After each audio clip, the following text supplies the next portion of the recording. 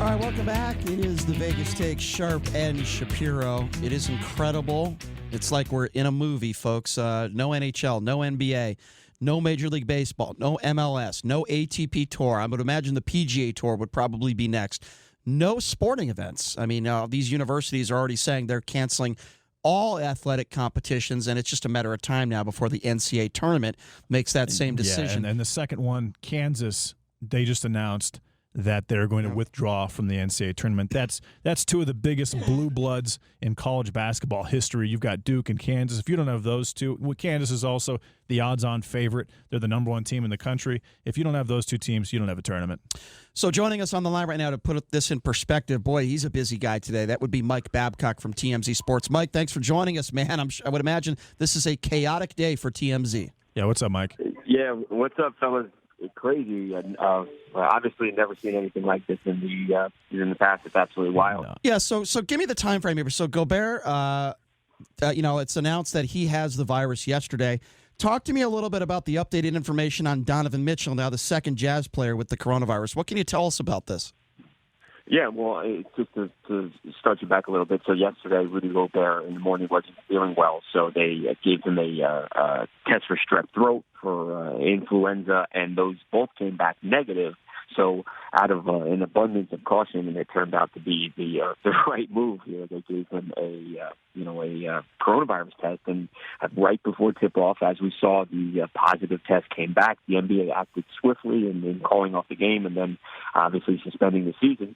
But then once it was clear that Rudy had been in contact, obviously, with his teammates in the locker room practice, in the days leading up to yesterday, they gave all the Utah Jazz players and their support staff tests, and out of something like 50 people who were tested, there was one positive test, and that person was obviously Donovan Mitchell.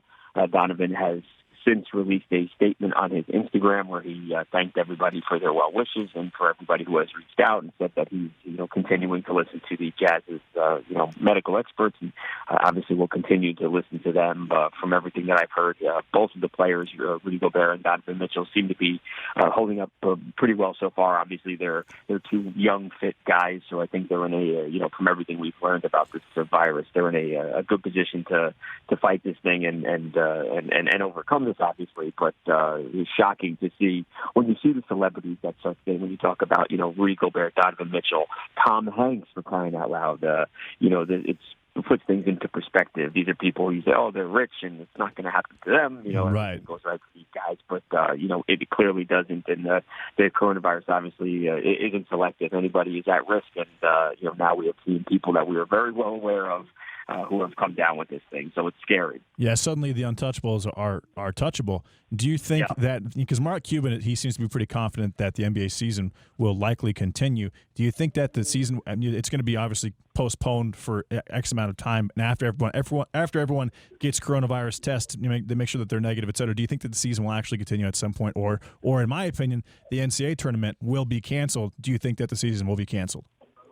Yeah, I think with the NCAA tournament, I think that has no shot at going forward here for a couple different reasons. One, just like you said when you were bringing me on, you have Duke, you have Kansas, who might be the number one overall seed, who already said they're not going to play in this thing, and you don't. And how do you even set a field now with the NCAA tournament when all the conference championships have been canceled, all those automatic bids? What do you do with that? So I don't even know how you start to put together a field, and it just seems impossible to do that. You obviously have players who are going to be graduating, guys who are going to be moving on, hopefully playing professional basketball. I don't see there's any way to postpone that and play the NCAA tournament at a later time.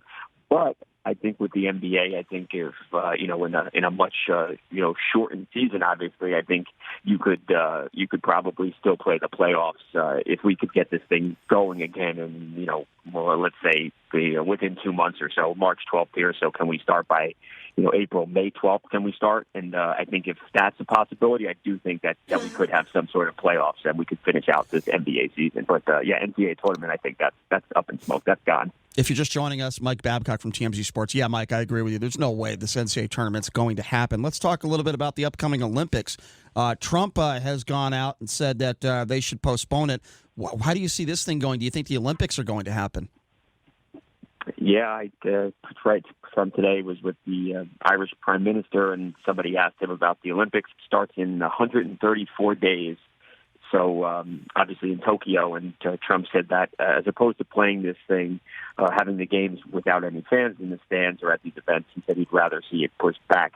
A lot of logistical stuff would have to happen. So the Olympics, obviously, it's a big, taking on a lot of moving parts.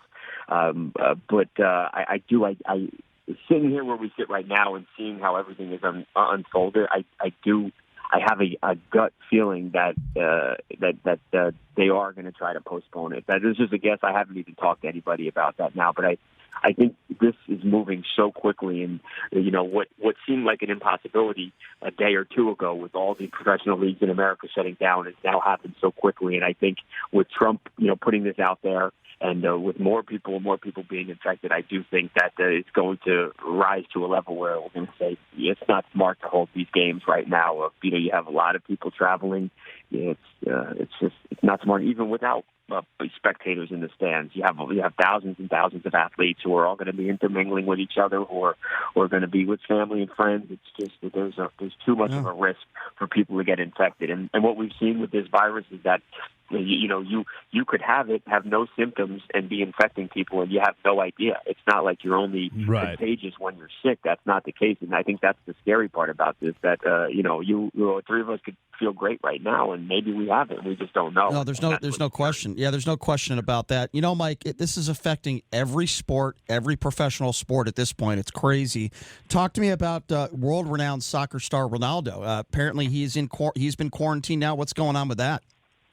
Right, yeah. One of Ronaldo's Juventus teammates tested positive for coronavirus, and as we know, like we were just saying, if one of your teammates has it, and you were in close proximity with him, if you were in the room breathing the same air, sharing the same air, there's a decent chance that you have also acquired the virus. So they are testing Ronaldo. The tests take a little bit of time, and hopefully Ronaldo or nobody else that's part of that team was infected. But it's like we were saying with a celebrity, it's not like Ronaldo gets a pass because he's Ronaldo. Everybody has to play by the same rules when it comes to this thing.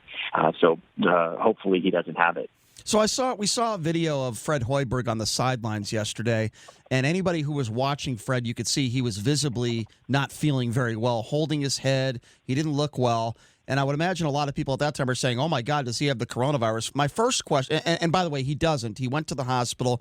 It just seems like a pretty bad cold, maybe a case of the flu. My question, Mike, is why the hell would he even be out there in the first place? I thought that was very irresponsible on his part especially to be out there. Considering he has a very well-known pre-existing heart condition as well. Yeah, why would he do that, right. Mike? I don't understand. It's the same thought that I had. And I actually, on social media, on Twitter, I saw a lot of people raising that issue. And then there was a group of people who were saying, oh, now we're going to fault people for being sick. But it's not faulting Fred Hoiberg for being sick. It's that he knew he was sick leading into that game. He's got a team that's no good. They're playing for essentially nothing. They're not going anywhere. And for him to go into that arena with thousands and thousands of people and put people at risk. I understand in the end it turned out to just be a cold, but he didn't know that at the time. And with everything that's going on, I think it's extremely irresponsible, selfish, and you name the word. But it's not the right thing to do, to go into an arena full of thousands of people and to coach while you're sick. It's even if you have the best team in the country. I mean, there's sports and then there's life, and exactly. This thing is dangerous. And even if you're young and it's not dangerous for you, if you get it, you still carry it, you spread it, and it is dangerous for a certain group of people. So, even if young people are not going to die at an alarming rate, maybe old people are. So, I think everybody should do what they can do to try to limit the spread of this thing. And the exact opposite of that is going to coach, in a room full of thousands of people. So that was crazy. And you see the coach next to him is, they showed that shot of Fred kind of with his, kind of like leaning over, and he looked bad, and you see the coach next to him putting hand sanitizer. Yeah, I saw that. Yeah, I don't think anybody wanted him there. No, yeah, Ammon Clark, that was crazy when he did that. So Major League Baseball has suspended spring training. A lot of I believe the Dodgers home opener has been moved from the 30th to a different day as well. They're probably going to delay the start of the regular season. Do you think the regular season ends up happening? I actually do. Yeah, I think it will end up happening, but I think if you are going to shut down spring training now, the reality is that you have pitchers who are trying to get themselves ready, and baseball is not a sport where you can just go from zero to 100. You gotta build your arm up as a pitcher. So if they're going to shut they're going to shut spring training down for any period of time that's longer than a week, 10 days. I don't see how that doesn't impact the start of the season. I do think the season will happen. I mean, obviously we're talking about a season that's 180 days long. So right. It's a lengthy season. I don't think this is something we'll be dealing with for that long. But again, I think we're going to deal with a shortened season here. It's going to be pushed back. I just don't think there's any two ways about it. So we're here in Vegas, and there was a video of people at Costco this morning out where I live. 1,500 people were in this line to go to Costco. What's it like in L.A.? Is it hysteria? Is it panic? How can you describe the environment in L.A. as far as related to this coronavirus?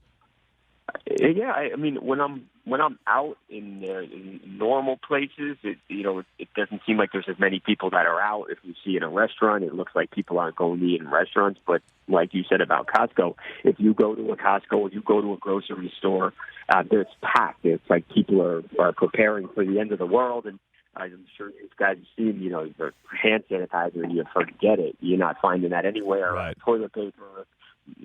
There's just those certain items that everybody is stocking up on, and I don't know if that's something that people should do or not. But as a result of that, now there's nothing left. You want to go buy toilet paper, you're SOL because these things are not available. People are really panicked. People are very scared. I think we saw that in Las Vegas, like you guys said. It's the same way out here in LA. No doubt. Well, Mike, please tell Harvey to put his hand over his mouth when he coughs. Please tell him I sent that message over. Mike, great job. We're going to let you get back to it. I know it's a busy day for you. Always appreciate it when you take some time to join us, man. Have a safe weekend. We'll talk to you next week. You too. Stay safe, fellas. All right. There Thanks you go. a lot, Mikey. Mike Babcock from TMZ Sports joining us. We're going to take a quick break, and when we come back, it's time for our hate mail segment of the day with Jason Stein, our producer. Take a quick break. Be back right after this. You're listening to The Vegas Take on the all-new 101.5 FM, 720 AM, KDAWN.